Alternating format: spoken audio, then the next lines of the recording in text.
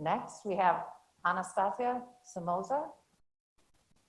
She is a young woman that I call a friend and a colleague, and she spoke at Hillary Rodham Clinton's National Democratic Convention in 2016 on behalf of individuals with disabilities.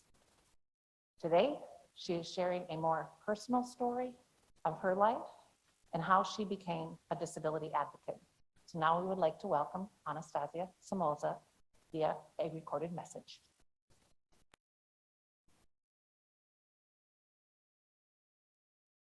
Hi, it's a pleasure to join you all today at the first Summit on Women with Disabilities being held in the U.S. Pavilion at the Dubai Expo.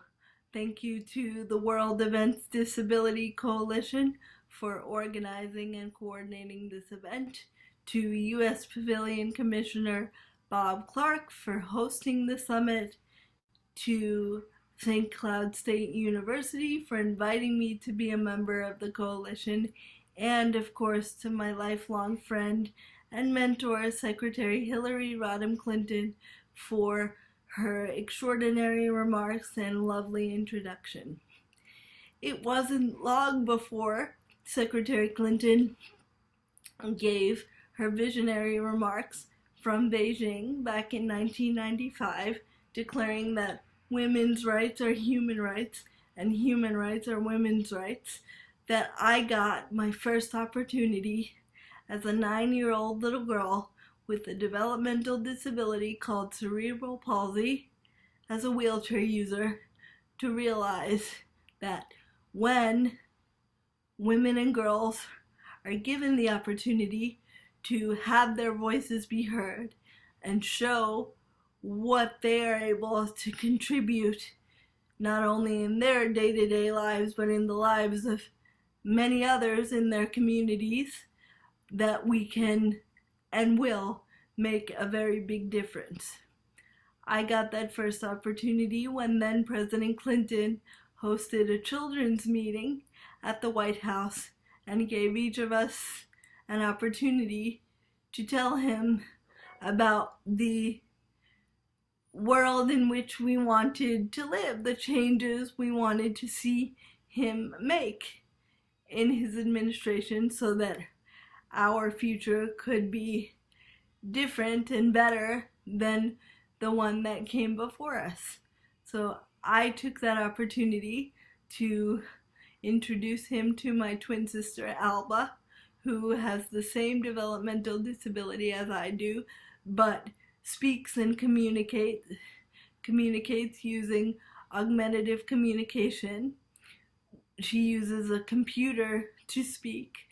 And so I told President Clinton about this, and that because she used that augmentative communication device to speak back then, the teachers and other educators and people in the community assumed that because she communicated differently, that somehow that translated into her inability to learn.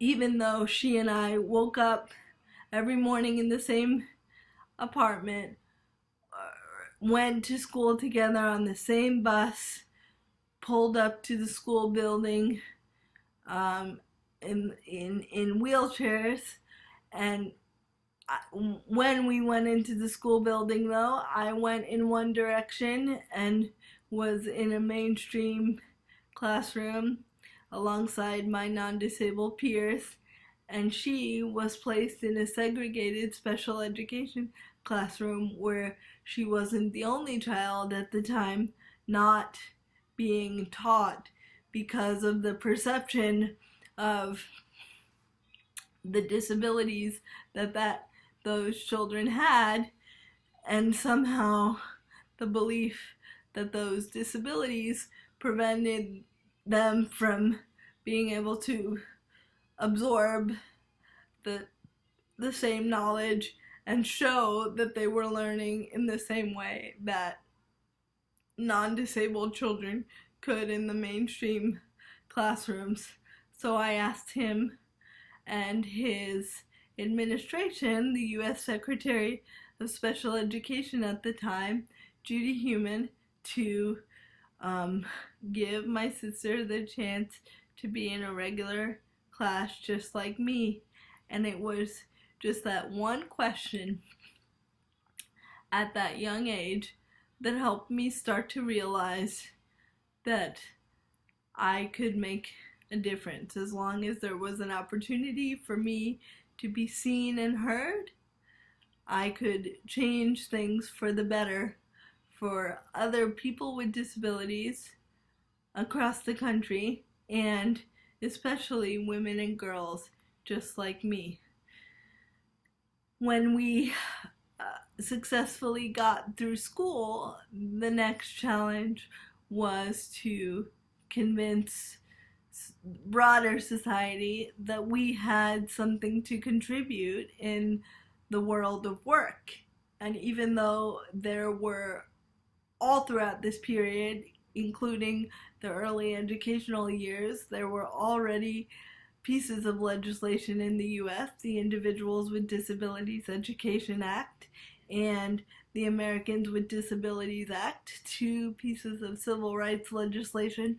One, IDEA or IDEA, was focused on education and ensuring that children with disabilities weren't left behind in the classroom.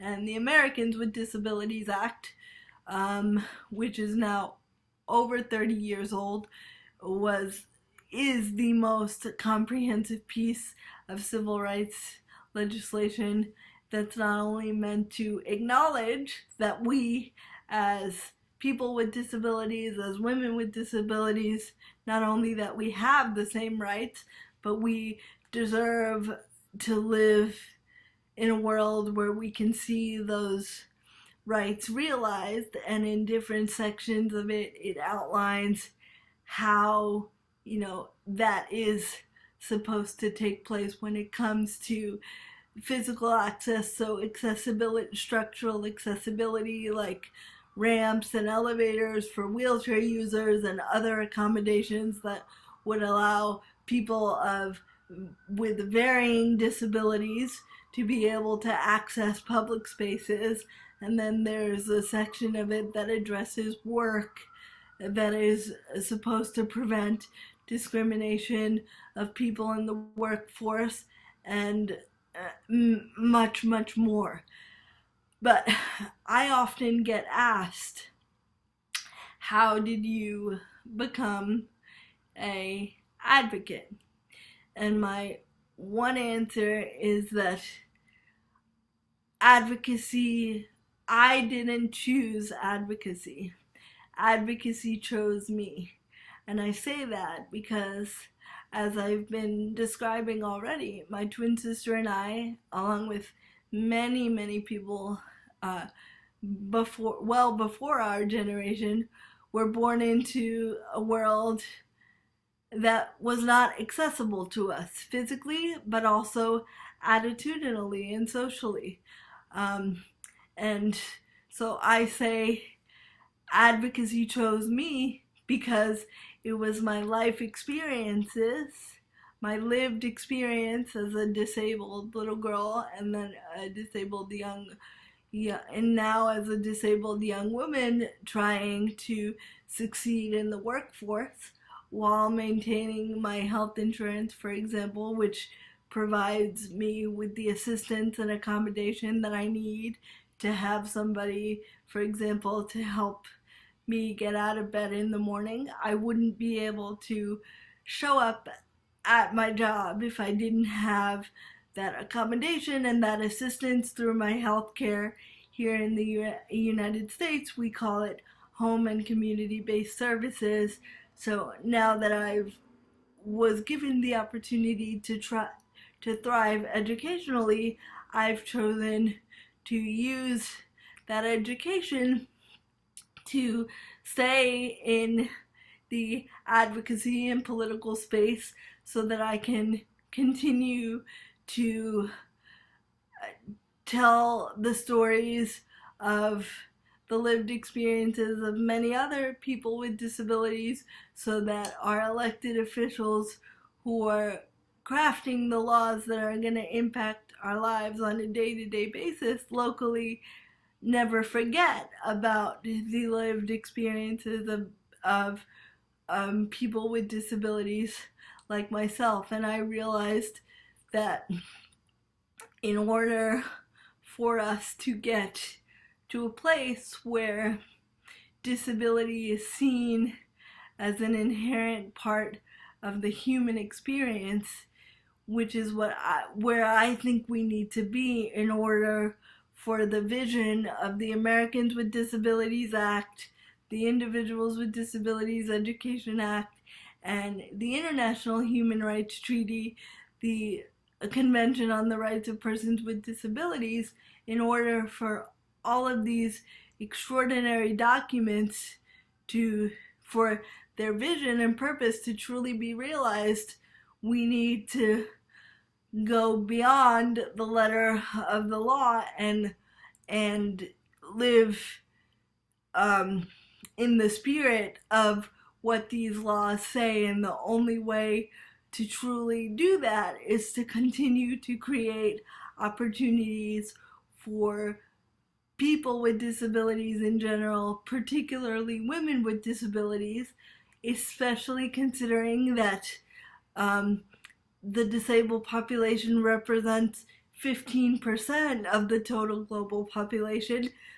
Our lives aren't going to truly be equal as all of these instruments and legal frameworks suggest until the societal perceptions of disability, until the attitudes change. And that's why I say once we get to a place where someone is not going to think twice when they walk into a classroom and realize that their teacher has a disability, or when someone walks into a boardroom and realizes that the person at the head of the table is a person with a disability.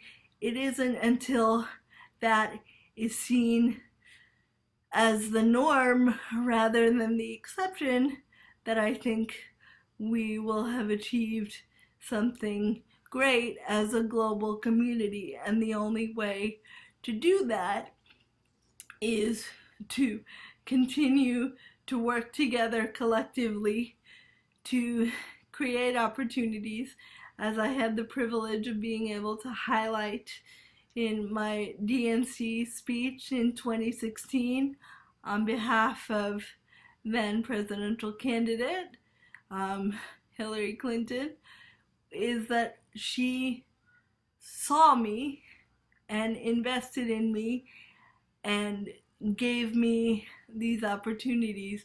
So the more we see and hear and listen to people with disabilities, the easier it's going to be to pivot in a direction where we shorten the distance between me and someone who doesn't have a disability. Because really, when you think about it, there's not very much that's different between me and you. I want to be happy. I want to work. I want to, build a family and support my community. And, I want to live, love, and be merry and appreciate the connections that I'm able to make. And that is a human desire and condition, and the fact that I do it sitting down doesn't make it any different or any less worthy. But in order to make sure that greater numbers of women and girls with disabilities, and more broadly people with disabilities globally, get that opportunity, is to focus on making individual communities um, and societies all across the globe slowly but surely more accessible and socially accepting in many different ways. It is because my twin sister, for example, is an art teacher that allows those children that she teaches to be able to look at her and say, I can be a teacher one day if I decide that that's what I want to be. So I think the greatest achievement of an event like the one we're taking part in today is the fact that because of the groundbreaking road that we're paving, children, especially women and girls, are going to be able to say, I can be whatever I want to be, whether I get around the world on wheels, using crutches, using hearing aids, using different technological devices that help that help address my low vision and blindness. We want children with disabilities to grow up into adults that see their disabilities as an inherent part of who they are and see that uniqueness as a strength rather than something to be ashamed of. And the more that we can foster environments, no matter where children are born in the world, that tell them it's okay to be who you are, and not only is it okay, but it is something that you should be proud of, the sooner we're going to get to a place where every little girl in the world can look up and say, even if I make my way around the world on wheels, I can be president one day, or I can be a scientist and work, to get myself to space, or I can be a doctor or a nurse or a community healthcare worker. We need to break this sense, this attitudinal barrier that exists, that because people with disabilities move through the world physically or communicate differently, that they have less of a right or less potential to achieve and contribute to the betterment of our global community than anybody else. If I can do it, if my sister Alba can do it, I hope that you all realize that everyone can do it too, and it really is just about getting a seat at the table. Thank you so very much for having me today, and congratulations to everyone who has come together to make this historic day become a reality.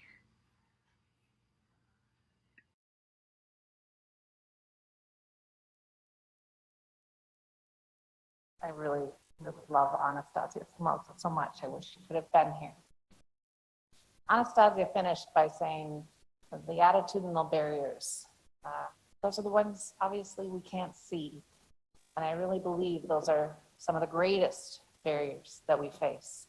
You can build a ramp, you can provide sign language interpreters, but if you still have an attitude that they're less than human, that they aren't able to accomplish in their life, that's the greatest challenge. All of us are here today to learn from and champion that it's okay. Just like Anastasia said, be who you are.